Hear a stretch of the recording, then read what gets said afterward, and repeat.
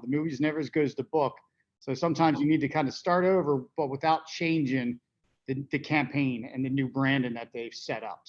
Welcome to the Traffic Handler Podcast. We're about getting new customers, making more sales, and growing your e-commerce retail business. I'm your host, Amy Biddle. Today's guest is Peter Guzzo. He's executive producer and director at KestumBilt, an award-winning video, film, and digital content production company. Pete and the team at KestumBilt have decades of experience expressing brand stories for retailers. With the confidence that comes from long experience together, they're ready to help share on-brand stories with the right audiences. And speaking of audiences, if you're trying to reach Spanish-speaking markets, check out KestumBilt for information on Spanish as well as English language productions.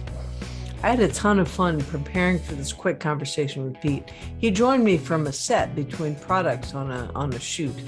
So this is a short but power-packed episode. What ideas does this conversation give you about video production for your brand? Enjoy. So first of all, congratulations on the Chiron Award at NAB. Yeah. Super cool.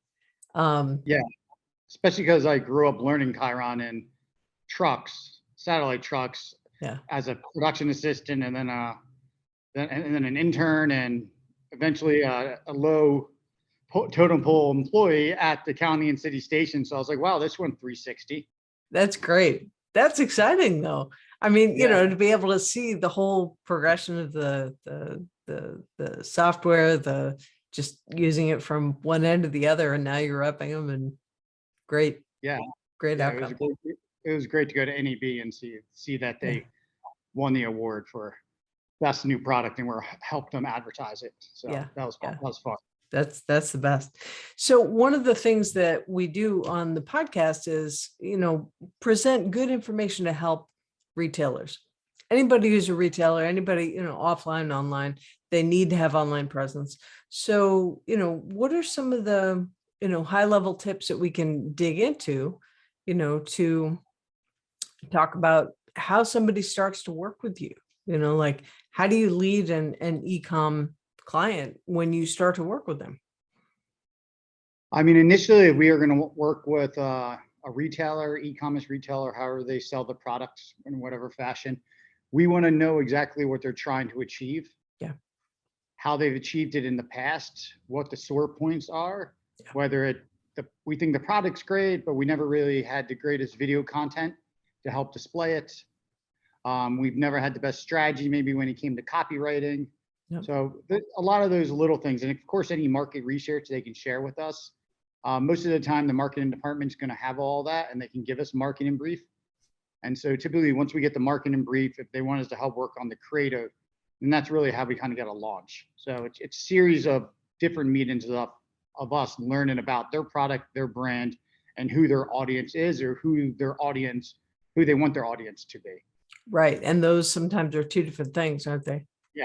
Apple tells people what's great. Other people say, get feedback, and they modify their product to meet customers' demand. So it depends on the company and what they're trying to achieve. Yep. That makes a ton of sense. And since most of us are not Apple, you know, we really have to look at the market and get the feedback to be able to make decisions about what to say.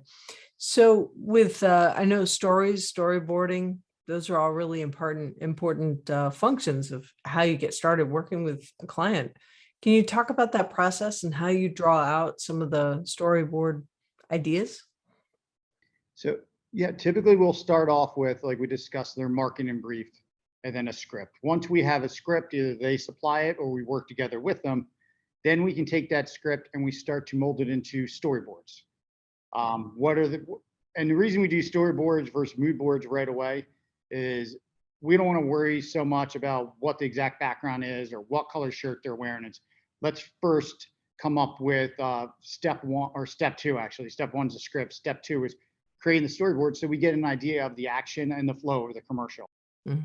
Once we have the storyboards, that's when we will sit back with the client one more time. We'll go back to the script. We'll readjust the storyboards if we need. And at that time, I'll also start working with my director and creative director to start creating mood boards on how the product should look, the lighting. And we do that by using inspirational images and videos that we get online or from our previous project that we've worked on. Today's episode is sponsored by Schema app for Shopify. Connect with customers at the beginning of their buying journey. Adding structured data to your Shopify store helps search engines better understand your website. This increases the chance of customers finding and purchasing products and services like yours. Get started today at schemaapp.com, schemaapp.com. I know in copywriting, a lot of times, with copywriting projects that I've done in the past, we've talked about, first you get the big idea, like what's the story? What's the big idea behind the story so that then you can go on and tell the story. Does that usually come from the client? Because I know I work with a lot of people that they don't have that sense first. It varies from time to time. I think marketing departments now in companies from medium to large companies are really a lot more savvy when it comes to video content and storytelling. They really are. So a lot of the direct to clients we work with, not only do they have marketing departments that are a lot more video savvy, script writing, they understand how to take copy from their website and transform it into a script with us. Yeah. They understand how to take photography and graphics they use for magazine layout and how it's going to translate to video. And if they don't, we help them through that process and we educate them. And also right now, a lot of companies we work with are starting to hire internal creative directors, internal advertising employees with experience from other ad agencies. So over the last 5 years, it has become a lot more diverse, the different companies we work with. Mm-hmm. However, we have our own creative directors and writers, and we're more than happy to help them shape their story into what it should be for a video. Because not everything you write, we all know this from books going to movies, it never really works the way you want. The movies never as good as the book. Yeah. So sometimes you need to kind of start over, but without changing the campaign and the new branding that they've set up. So it can be a lot difficult, like we discussed before. Yeah, it's getting clients to understand who maybe not have a lot of knowledge about video, that just because you have CMYK colors on your print ads doesn't mean it's going to translate to RGB in a three-dimensional world when lighting and shadows and everything else come into play. Yeah.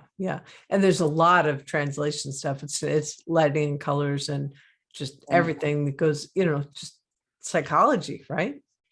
So we're right now, we're in pre-production and we do the same process. And me and my director, KestumBilt director, we have our storyboards and we have the script, and we did scratch tracks for the voiceover for timing purposes, and we laid everything out in our editing software and created an automatic.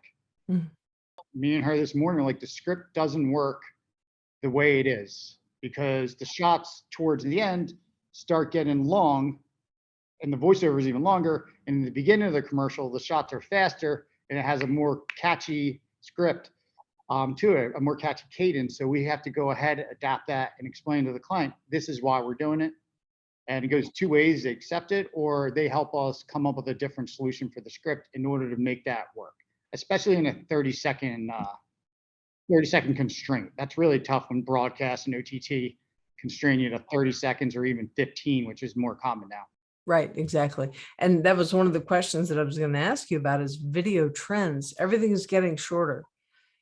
Like, we're not talking about 30-minute infomercials. We're talking about 6-second, 15-second, 30 seconds is long now. Yeah, for one of our clients, we do this for all of them, but I think we've discussed before, but for one of our clients, Medi Weight Loss, we do the photography, we do the 6-second Instagram, we do the 30-second commercials, the 15-second commercials, and the extended commercials, all within the 3-day production. And we have different areas around our studio where we go, could we use real patients for them, where the real patients first go do their photography, and then they move on to the Instagram, where they're talking directly to the camera about their experience. And then we move them on to the actual bigger production. And at the same time, we have to be very, we have to keep in mind that this stuff that we're shooting for, even the commercials that are 15 and 30, sometimes are going to have to go vertical. Right. So now, back in the day when we're doing 16:9, we always said we had to do make sure a 4:3 safe. Now we have to almost make sure we're a 1-to-1 aspect ratio safe and a 9:16 safe, all at the same time. So it makes it challenging, but at this point, we've done it so much that now it just becomes, okay, we know we're going to have to do this, even though the client doesn't know they're going to do it yet, or Right. the social team hasn't explained to them how they want to use the video. We already take that into consideration because we're waiting for that email 5 days after we're done shooting. Oh my God, we didn't know we needed a 1:1 aspect ratio. Right. And you got all the formats, all the aspect ratios. Like, we're good. We've covered Right. it. Yeah, good. I was working with a client last year, and we had a bunch of video content that was 16:9, I guess, and they wanted to do TikTok. Well, Yeah. not with that format. No, you have to, this is all about storytelling.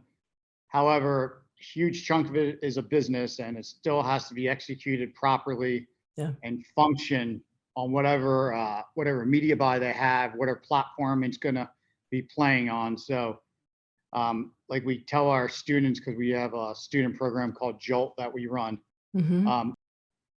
almost anybody with any creative abilities can create a most beautiful 30-second commercial if you have no limited time and no client, and you can just do it on your own dime, and you can just do it over 2, 3, 4 months. Yeah. It's a lot different story when you have a lot of clients, an ad agency, marketing department, you have 50 people on set, and you have a 12-hour day.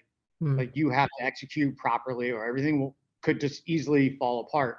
Everything from, we need to ask questions. Hey, the retail store we're shooting at, is it branded correctly? Because this happens a lot. You have a lot of stores that a company owns, whether they're franchises or corporate owned retail stores. And so a lot of times they're not up to date on their branding. Yeah. And it's just because, operations is doing their best to get everybody to update all the stores, but it takes time.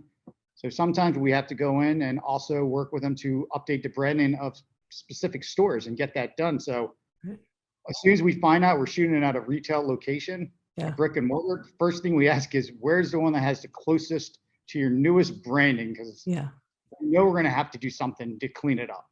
Right. Oh, man. So mostly it's a detail business that you're in, and you happen to do it with cameras and it seems that way. Yeah. It's a lot of details, and we all have, from our production managers to coordinators, we all have our to-do list, and we whip out our to-do list as soon as we get the green light for the job, and we start considering the pluses and minuses of everything we're about to pitch to the client. And we're ready to answer any questions that they may have of why we're going to do this approach. Right. Makes that, I get it. So I know that KestumBilt has been 25 years in business, and so all of us have been working together for 25 years, but KestumBilt has started in 2013. I understand. And we slowly have grown the business to where we are now. Back then, when we first started, people didn't understand that not everybody had to work in the same building together. Yeah. So like, it was still like a little, what do you mean? That doesn't make any sense. That model doesn't work. Yeah. What do you mean everybody works wherever they want to work? I'm like, that's what we do. Why am I going to I'm not going to fly Kip, our director, and be like, you got to stay with us in Tampa for the rest of your life, or bring our production coordinator who may just work down the street, but she wants to work from home. I'm like, that's just the way we operate. Even our editors, we have 3 edit suites here, but a lot of time I tell our editors, if you want to work from home and edit, then work from home and edit. And then we'll always have an editor here who take the footage and the project files, and everything syncs on our hard drives, but we're not, by no means do we say everybody has to work at the office. And now, of course, today everybody's doing it. Right. So the world finally caught up to you. Yeah, us and probably a lot more other companies. We weren't the first ones to do it, but we caught on very quickly that we can provide a lot better service if we had people work remotely from wherever they felt the most comfortable. And the main reason is because when we just discussed last week with you, or earlier this week, it's that we build a team per project.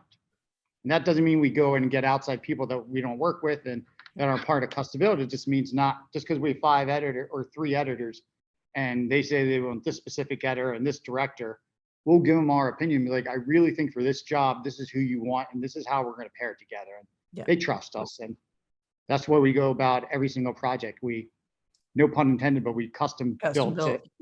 Yeah. Yeah. No, it's a perfect name. It's great. I mean, I know you guys are award winning, multiple awards. I mean, not just the one that we started off talking about. I know that we're a little bit limited on time. We've only got a couple of minutes left. So I will have contact information for KestumBilt in the show notes. What do you want retail brands to know about you working with KestumBilt? How do they decide to reach out and get started with you? So all of us as directors have years or decades of experience working with retail brands. Yeah. That's where almost all of our backgrounds came from. And so all of us have worked with multiple clients, everything from back in the day when we used to work with Dell, transitions to now we work with a lot of different clients like PowerPole.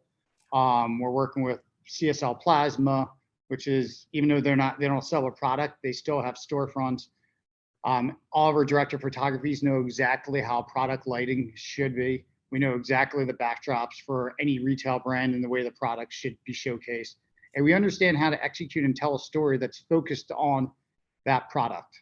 So, I mean, that's one of our core strengths in a very small nutshell. We have a lot more when a client calls us that we can explain on how to achieve their goals and get the most out of their production. So, but yeah, I mean, really, it's just if you look at Kip's, mine, Chance's, Ricardo's, Jason's, all of our reels, you'll find a lot of retail content on it, and that comes from years of experience. This is great. I want to let you go on time. Pete, thank you so much for your time today. I'll have information in the show notes.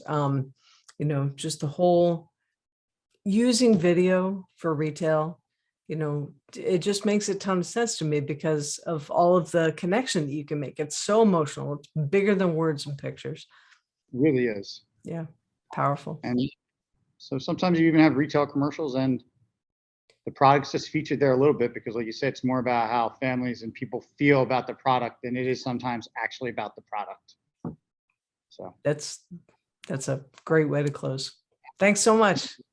Thank you so much, Amy. All right. You've been listening to the Traffic Handler Podcast. We're about getting new customers, making more sales, and growing your e-commerce retail business. I'm your host, Amy Biddle.